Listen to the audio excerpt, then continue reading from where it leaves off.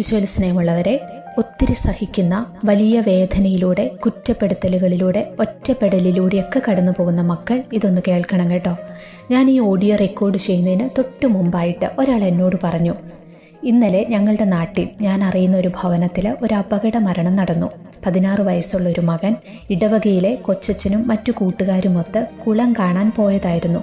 കാൽ വഴുതി കുളത്തിൽ വീണ് ആ കുട്ടി മരിച്ചു. ഇവനാണെങ്കിൽ എന്നും പള്ളിയിൽ പോകുന്ന, നന്നായി പ്രാർത്ഥിക്കുന്ന, അൾത്താര ബാലനായി ശുശ്രൂഷ ചെയ്യുന്ന, വൈദികരോടും സന്യസ്തരോടുമൊക്കെ വലിയ സ്നേഹവും ബഹുമാനവും പുലർത്തുന്ന ഒരു നല്ല പയ്യനാണ്. എല്ലാവരുടെയും പ്രിയങ്കരനാണ്. എന്നിട്ട് എന്തുകൊണ്ടാണ് ഇത്ര ചെറുപ്പത്തിൽ മരണം അവനെ പിടികൂടിയത്? ദൈവം സ്നേഹിക്കുന്നവനാണെങ്കിൽ അവനെ മരണത്തിന് വിട്ടുകൊടുത്തത് എന്തുകൊണ്ട്? ഇതാണ് ആ വ്യക്തി എന്നോട് ചോദിച്ച ചോദ്യം. പ്രശസ്ത സുവിശേഷകനായ ബെന്നി ഹിൻ രോഗബാധിതനായപ്പോൾ അനേകം പേര് ചോദിച്ച ഒരു ചോദ്യമാണ്, എന്തുകൊണ്ട് ബെന്നിക്ക് സ്വയം സുഖപ്പെടുത്തുവാൻ ആകുന്നില്ല? ഇന്ന് നരകത്തിനു വേണ്ടി തീ തുപ്പുന്ന ചിലർ അതേ ചോദ്യം ഉന്നയിക്കുന്നുണ്ട്. എന്തുകൊണ്ട് നമ്മുടെ വട്ടായിലച്ഛനും ഡൊമിനിക് അച്ഛനും ഡാനിയൽ അച്ഛനുമൊക്കെ പ്രാർത്ഥിച്ച് ഞങ്ങളുടെ രോഗത്തെ സുഖപ്പെടുത്താൻ അവർക്ക് പറ്റുന്നില്ല, അല്ലെങ്കിൽ ഞങ്ങളുടെ കടബാധ്യതകൾ മാറ്റിത്തരുവാൻ അവർക്ക് എന്തുകൊണ്ട് സാധിക്കുന്നില്ല? നമ്മുടെ ജീവിതത്തിൽ പലപ്പോഴും നമ്മളും ഇങ്ങനെയൊക്കെ ചിന്തിച്ചിട്ടുണ്ടാകും. എന്തുകൊണ്ടാണ് ഞാൻ അനുഗ്രഹിക്കപ്പെടാതെ പോകുന്നത്? എന്തുകൊണ്ടാണ് ഈ സഹനങ്ങളൊക്കെ എനിക്ക് അനുവദിക്കുന്നത്? എന്നെക്കുറിച്ചുള്ള ദൈവ പദ്ധതി എന്താണ്? പ്രിയമുള്ളവരെ, നാം പഠിക്കേണ്ട ഒരു പുസ്തകമാണ് തോബിത്തിൻ്റെ പുസ്തകം. തോബിത്ത് നീതിമാനായിരുന്നു. എന്നാൽ അദ്ദേഹത്തിൻ്റെ ജീവിതത്തിലേക്ക് സഹനങ്ങൾ കടന്നു വരുന്നു. ആദ്യം ജോലി പോയി, പിന്നെ കണ്ണുകളുടെ കാഴ്ച നഷ്ടപ്പെട്ടു. കുടുംബം പട്ടിണിയിലായപ്പോൾ ഭാര്യ ജോലിക്ക് പോയി കുടുംബം പുലർത്തുകയാണ്. ഒരു ദിനത്തിൽ തോബിത്തിൻ്റെ ഭാര്യ തിരികെ വരുമ്പോൾ കയ്യിൽ ഒരാട്ടിൻകുട്ടിയുണ്ട്. ഉടനെ തോബിത്ത് ദൈവഭയത്താൽ പറഞ്ഞു, നീ ഇതിനെ മോഷ്ടിച്ചതാണെങ്കിൽ അതിനെ തിരികെ കൊടുക്കുക. അത് കേട്ട തോബിത്തിൻ്റെ ഭാര്യ അവനെ പരിഹസിക്കുകയാണ്. ഞാൻ ഒരുപാട് വട്ടം ചിന്തിച്ചിട്ടുണ്ട്, എന്തുകൊണ്ടാണ് സ്വന്തം കുടുംബത്തിൽ നിന്ന് വരെ പരിഹാസം ഏറ്റുവാങ്ങാൻ ഈ മനുഷ്യന് ഇടവരുന്നത്? നാം അറിയണം, പരിഹസിക്കപ്പെട്ട രാത്രിയിൽ തോബിത്ത് നെഞ്ചുരുകി പ്രാർത്ഥിച്ചു.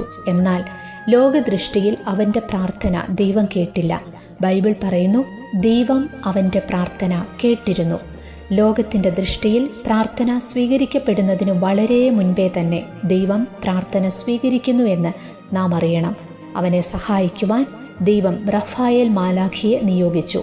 ഇതിനോടൊപ്പം ബൈബിൾ നമ്മെ ഓർമ്മപ്പെടുത്തുന്നു, ആ രാത്രി മറ്റൊരാൾ കൂടി പരിഹസിക്കപ്പെട്ടു. അത് സാറ എന്ന പെൺകുട്ടിയാണ്. അവസാനം നമുക്ക് മനസ്സിലാകുന്നു, വലിയ ഒരു ദൈവ പദ്ധതി പൂർത്തിയാകുവാൻ തോബിത്ത് ഈ പ്രതിസന്ധികളിൽ കൂടെ കടന്നു പോകേണ്ടിയിരുന്നത് അനിവാര്യമാണ്. 2000 വർഷങ്ങൾക്കപ്പുറം ക്രിസ്തുവിനെ നോക്കി കുരിശിൽ നിന്നും ഇറങ്ങി വരുവാൻ പറഞ്ഞു പരിഹസിച്ച പടയാളികൾ അറിഞ്ഞില്ല ദൈവ പദ്ധതി എന്താണ് എന്നുള്ളത്. ഇന്ന് നീ സഹനത്തിലാണെങ്കിൽ ഭയപ്പെടരുത്. പരിഹസിക്കപ്പെടുന്ന സഹനാവസ്ഥകളെ ദൈവം കാണുന്നുണ്ട്. നിന്നെ സഹായിക്കാൻ ദൈവദൂതൻ പുറപ്പെടും. ജോബ് പരിഹസിക്കപ്പെട്ടപ്പോൾ ദൈവം ഇടപെട്ട സംഭവം നാം ബൈബിളിൽ വായിക്കുന്നുണ്ട്.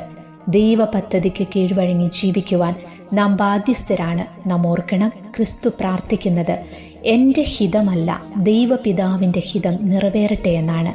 സഹനങ്ങൾ നാം ഏറ്റെടുക്കുമ്പോൾ പതറരുത്, ദൈവത്തെ നിഷേധിക്കരുത്, ചോദ്യം ചെയ്യരുത്. കാരണം ദൈവത്തിന് നിന്നെക്കുറിച്ച് ഒരു പദ്ധതിയുണ്ട്. നീ അറിയാത്ത വലിയ നന്മകൾ നിന്നെ കാത്തിരിക്കുന്നു. കൊച്ചു തോബിയാസ് ദൂതനൊപ്പം യാത്രയായപ്പോൾ പോലും അന്ന തോബിത്തിനെ കുറ്റം പറയുന്നു. കാരണം അവൾക്ക് ദൈവിക പദ്ധതി ഗ്രഹിക്കുവാൻ സാധിച്ചില്ല. പലപ്പോഴും ലോകം ദൈവിക പദ്ധതികളെ ഗ്രഹിക്കുന്നില്ല. അവസാനം അവരുടെ ജീവിതത്തിൽ വന്ന നന്മകളെപ്പറ്റി ദൈവം നമ്മെ ഓർമ്മപ്പെടുത്തുന്നു.